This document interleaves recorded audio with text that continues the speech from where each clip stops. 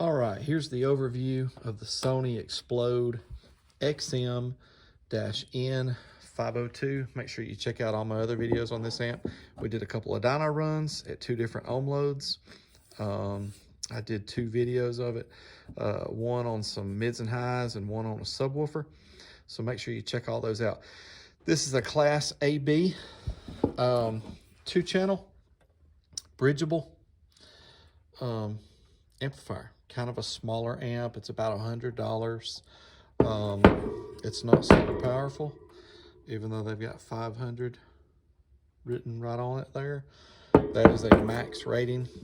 This amp is extremely similar to the JBL that I did last week, the XM-A602, and that Sony 2-channel, can't remember the model number on it. I'm sorry, not Sony, but Pioneer. That Pioneer that I liked quite a bit. Same thing, 2-channel, AB, bridgeable. It's got 500 watts wrote on it. They also have a 1,000-watt model that says 1,000 on it. Those are all max ratings, though. I'll just go ahead and tell you. With this amp, what you get is some high-level inputs and some mounting screws. The box with packing materials and a instructions, owner's manual, whatever. Again, this is like the big fold out map. This thing would be big if you unfolded the whole thing. I'm not the biggest fan of that. I'd rather just a book. But here's the ratings on this amp, and I messed up on one of my dyno runs.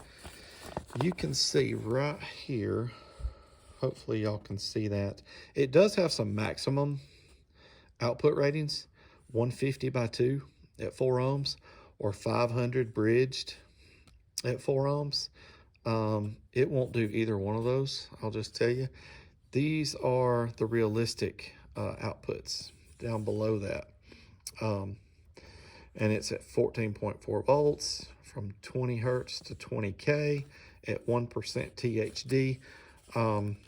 We did our test up to clipping, which is more than 1% THD. It's usually a little bit more, but it's still within a good margin here for these ratings.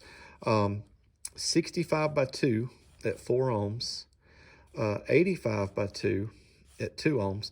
So what we did was the mono runs. So an 8 ohm mono and a 4 ohm mono. And I think I said in my video that it was rated 85 by 2, which would be 170 at 4 ohms mono. But you can see here that they've actually rated it 175 at 4 ohms mono. Anyhow, it did these numbers. It exceeded these numbers, but it got nowhere close to these numbers. Anyhow, well, that's what you get. I will say this. I like the aesthetics of this amp. I think it's a cool looking amp. I really like the look of it.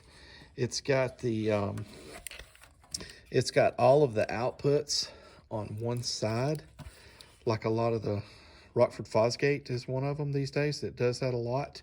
And it's really nice for hooking up, having everything coming out at one side. You don't have to allow for extra room on any of these other sides. But here's what you get. High-level inputs, low-level or RCA inputs. So it does have a low-pass filter. It's fixed at 80 hertz. It's either on or off. Here's your gain. It's got a power and protect light. It's just one light that serves as both. Speaker outs, it's got the spade or fork speaker outs. So it does have left and right. This is a little bit different how it's got left positive, left negative, right negative, right positive. So you've got positive, negative, negative, positive, where a lot of times it's positive, negative, positive, negative. Not a big deal as long as you're paying attention. So when you bridge it, you'll go here and here instead of here and here on the outsides like normal. 125 amp fuse, remote power ground. I don't really like that they got power and ground side by side. They could have just as easily separated those and put the remote in the middle. Also, this one, I've done a lot of these little cheaper amps that take the spade or fork terminals, And usually the power and ground are larger, where they will take the larger terminal that you would use on, say, like an 8-gauge wire. This one is the same. They're the same all the way across.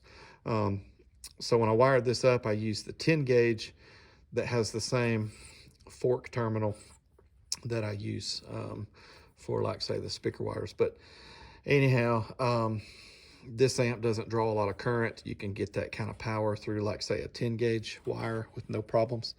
Again, I like the look of this amp. I think it sounds good. I wish it wasn't $100. I don't know, $100 for what it puts out seems pretty pricey. And if I had to choose, because I will say this, the power output between this one and that Pioneer, very, very similar. I think on that 4-ohm mono run, they was only separated by 1 watt. I think the Pioneer did 1 watt more. But extremely similar amps. They were probably made to compete with each other. They both sound good. They both say 500 on the amp. That's not real. I don't know. I'm probably going to go with that Pioneer, even though I really do like the way this amp looks. That Pioneer just seemed, I don't know, there was something about that Pioneer. Well, here's another thing about it. That Pioneer was like $60-something. This one was $100. Anyhow, thanks for watching so much. Consider subscribing. I appreciate you for watching. So thanks a bunch.